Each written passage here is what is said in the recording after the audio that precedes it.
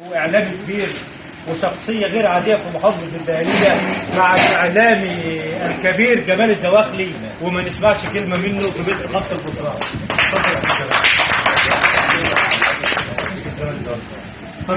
بسم الله الرحمن الرحيم. بداية أنا يشرفني إن أنا أحضر في بيت ثقافة البصرة اللي دائما لما بنحضر هنا بنجد مواهب كل يوم جديدة، وبنسمع أشعار وموضوعات دائما تسري اللغة العربية وبتحافظ على أبنائنا من الألفاظ اللي بنشوفها والسلوكيات اللي بنشوفها في الشارع. زي ما قال الأستاذ الفاضل إن الطفل أو الشاب ابن الفئة اللي بيتعلم منها، ودايما الطفل زي السفنجة أو السفنجة اللي بتشرب وترتوي من أي بئر أيا كان بتوجد فيه. طبعا الأستاذة ماجدة والأستاذة أمنية يعني أثرت فينا موضوعات احنا جايناها كتير. نتمنى ان هي طبعا زي ما ظهرت البصرات ودعوه من عن طريق الاستاذ عصام جاب الله اللي هتتواجد في الجماليه في جمعيه الشهيد ان شاء الله، وحزب شعب مصر اللي بيفتح بابه لكل المواهب.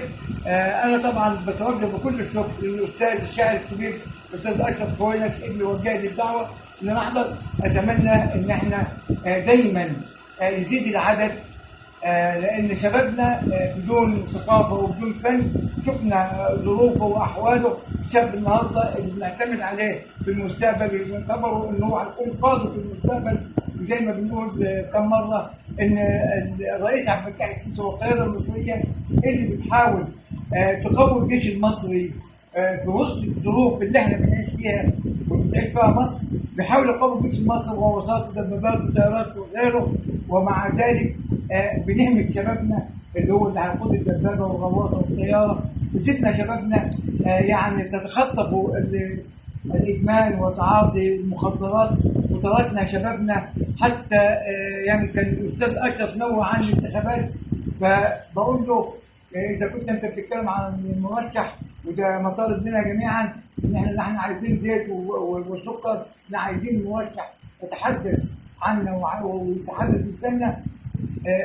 كانت قابلتنا مشكله كبيره جدا في انتخابات الشيوخ، وهو عدو الشعب المصري اللي يعني كامل طوائفه سواء شباب او اطفال او غيره او كبار، كانت النسبه قليله جدا، وشيء مخزي ان الشعب او المواطن ينفصل عن القياده السياسيه. فاتمنى ان تستمروا في غرس الانتماء لشبابنا واشكركم، والسلام عليكم ورحمه الله.